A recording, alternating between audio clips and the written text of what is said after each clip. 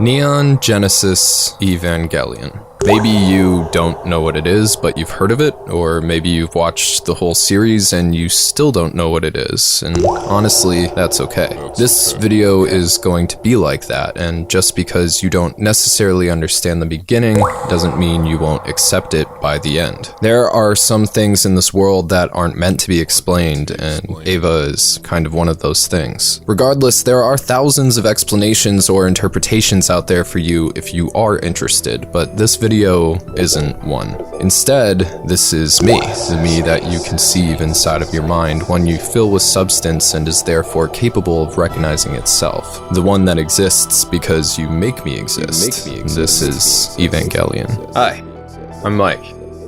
Congratulations. You've made it this far, you're alive, but what is the fight all about? I suppose we could all intertwine our lives with a metaphorical mecha battle for the existence of mankind, interspersed with psychosomatic undertones and archaic biblical overtones. What's the difference between that and the waking world that we walk in when it all gets boiled down?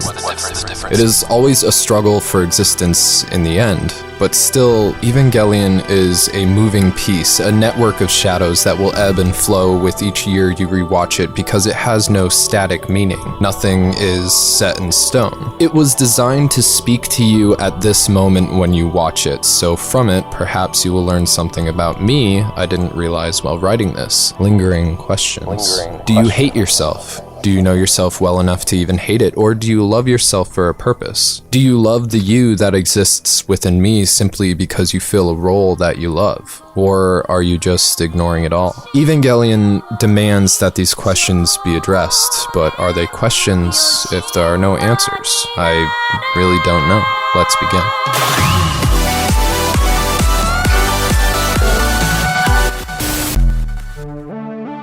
Neon Genesis Evangelion is a difficult subject to broach in any fashion. In some ways it's hard to swallow, not fun to watch, and so overly pretentious it's kind of annoying. But give me your time and you'll see that it's more than bad or good, cause honestly nothing is that simple in reality. It's never simple. The me that exists inside of you and the I perceived as me are both incapable of analyzing something which has no construct from which to analyze. Hideki Anno was clear that the message of the show is purposefully ambiguous. It's designed as a Rorschach test, a murky, moving blot of ink for which you to see what you will. What I saw was...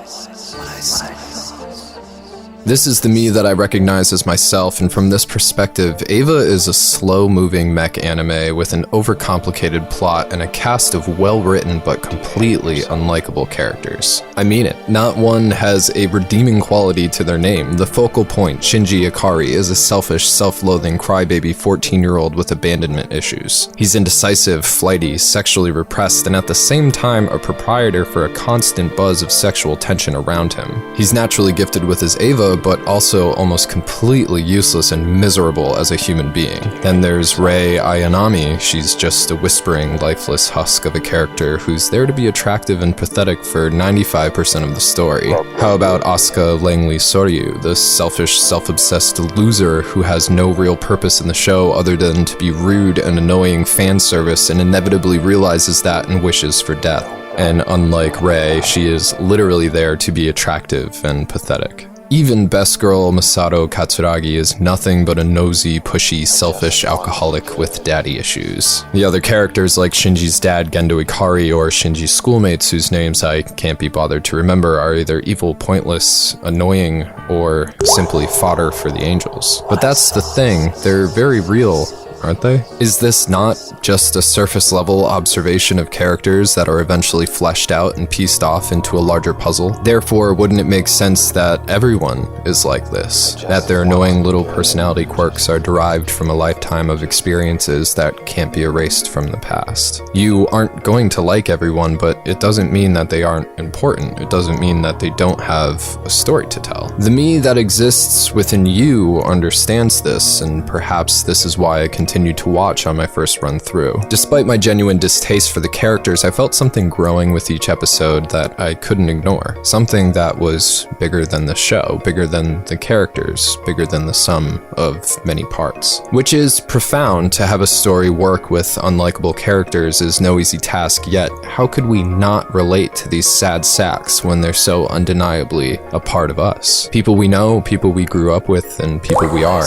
People we don't necessarily like. The world of Evangelion, which is comprised of just Tokyo 3 and the NERV complex below it, is bleak. Throughout the narrative, we hear of other places, but we, like the people of Tokyo 3, are simply trapped within its property. It's said to be full of people, yet we rarely see any. The weather never changes, it's just hot and oppressive all year long, a perpetual concrete summer day.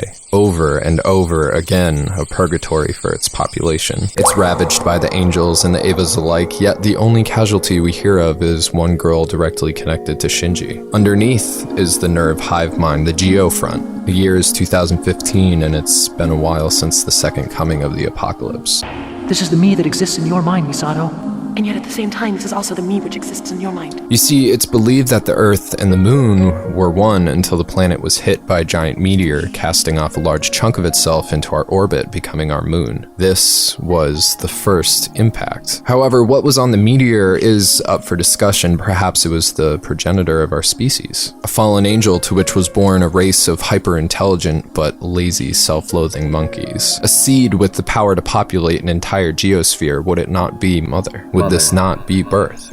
It's said that birth is so traumatic that it shapes the entire life of a human. It's been theorized that the trauma creates the infant amnesia our species is plagued with. As babies, we are completely helpless. Even our skulls are soft. If not for our mothers, for our first others, we would surely perish, leaving Mother as the sole light of life and our first love. So what happens when Mother leaves? There's no doubt that for eons, the human race has looked to the stars for hope and guidance, for a light to show us the way once we can no longer depend on Mother. But the stars have always peered back coldly. In the year 2000, the human race came upon a believed progenitor and attempted to utilize it for the betterment of man. The reaction was so catastrophic, it was called the second impact, a cataclysm to rival the emergence of our moon. The polar ice caps melted, the tsunamis were 400 meters tall, and over 3 billion people died. The planet itself was sent off its axis and changed forever, but humanity remained the same.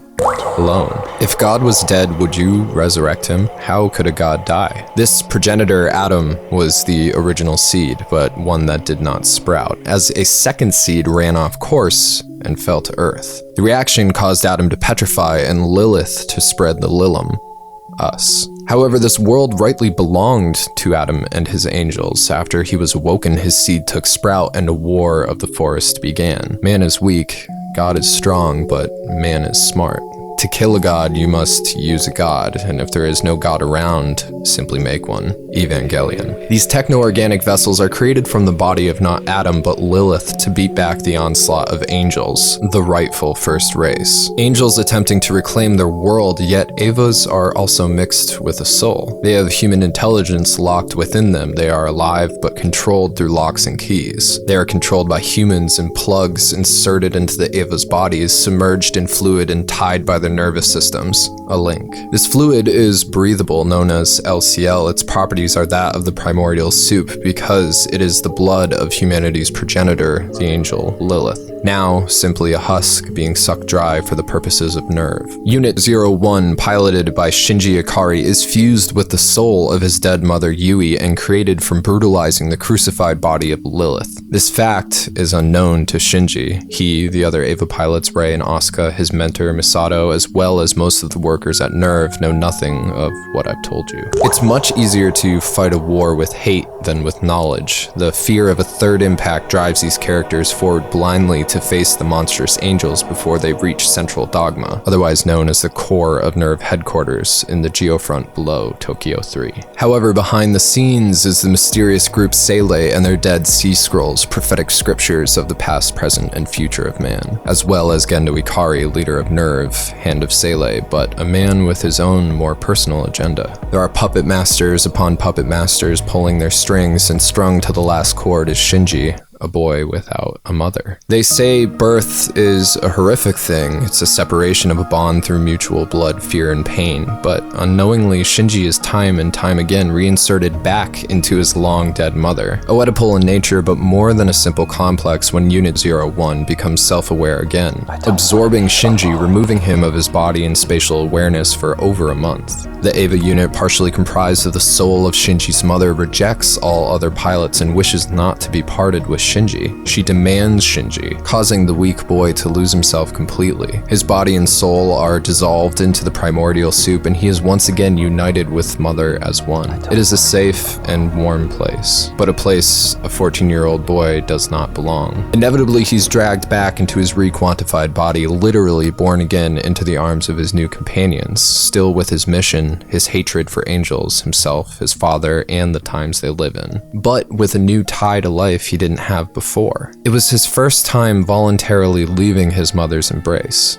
Congratulations. In the anime, the narrative ends abruptly after a boy named Kaworu asks Shinji to kill him. What Kaworu is up for debate, but it's my understanding that he is the result of man's DNA fusing with Adam, which set off the second impact. He is therefore Adam, therefore an angel. He was held by Sele in order to set off the third impact when the time was ripe for instrumentality. It was Adam's goal to reach the body of Lilith, as touching her would bring the erasure of life on Earth, because it was all simply a mistake to begin with. Earth was meant as a home for the angels, Adam's angels, not the humans. Adam was the original seed. It was only through happenstance that he lay dormant while Lilith spread her spawn over the Earth. However, Kaworu's meeting with Shinji as another Eva pilot changed everything. A point of contention in the new Netflix dub, Kaworu's feelings towards Shinji seem sexual and romantic. Kaworu speaks of love for Shinji in the bath, and from this, Shinji feels love for the first time. There's a clear connection between the two in both versions as well as the manga, but the original is explicit as I've stated. It's ironic, is it not, that the intended progenitor of Earth would end up being so fascinated and in love with the self-loathing and scared humans, particularly Shinji, enough to conclude that we belong here, that we should continue? Is it a blessing from an angel or the whim of a being with a sense of humor? Or is it his sexual desire from his human DNA that has bound him to our species? Perhaps it's all of it. Humans are interesting, are they not? This love leads Kaworu to give up his goal of the third impact and instead give the Earth to the Lilim, the humans, because of Shinji, who kind of sucks. Humans are flawed. You could even take it a step farther and say that humanity is a flaw. Our purpose biologically is still a mystery. Why are we here? What should we be doing? Some of us are useless. Some of us control the world. Many of us are aimless and missing the protection of Mother. The umbrella group Sele desired to use the third impact to fix this issue, to force evolution on humanity for instrumentality. After Shinji and his Eva unit crushes Kaworu and his love in his hands, he awakens in a room to face the truth, to face the beginning of instrumentality. Yet truth as we know it is a fallacy. Truth is subjective, yet we bind ourselves to it in an attempt to control reality, which is itself also subjective. One who hears voices and one who doesn't both experience reality differently, yet for each individual their reality is real.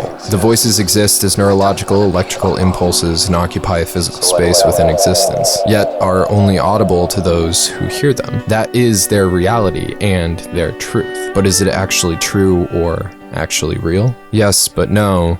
But also yes. In this way, the reality we face is also subject to the way that we face it. Something like a simple attitude adjustment can change the way you perceive the events of an entire day, or an entire lifetime. We should all widen our perspectives, so what do you want? What do you fear? Do you hate yourself? Love yourself? Are you alone? Do you like it? Why? Why do you feel this way? Instrumentality was meant to fuse all the souls of humanity back into one, to use the strengths of everyone to make up for the weaknesses of everyone, to become one again. Perhaps as the blood of Lilith, but what, I ask, is the difference? Are we not perfect already? What is the difference between existing as individuals or as a whole? Are we actually individuals at all to begin with? It's said there's a darkness at the edge of the human consciousness, the edge of the soul, an emptiness that we all fear. Is it the loss of the first other, the loss of our mother? Or is it the truth of what we are? maybe that we're nothing. That if we discovered the meaning of this darkness, we would find out that we were nothing, therefore erasing what we thought we were. Would who we were no longer exist? The I that is realized in you and the you that exists within me exists because we acknowledge each other as existing and nothing more. We accept and wish to be in reality together, yet will never truly know each other, or truly know ourselves, because we are nothing, and nothing is an absence of substance. It's why it's addicting to gather things amongst ourselves, likes, dislikes. What you own ends up owning you. What you feel ends up feeling you. And in the end, you're nothing more than what you say you are and what we think you are. Congratulations. So let it go. Congratulations. That's what I saw in the ink blot. Congratulations. And that's what I saw in Evangelion. Disgusting.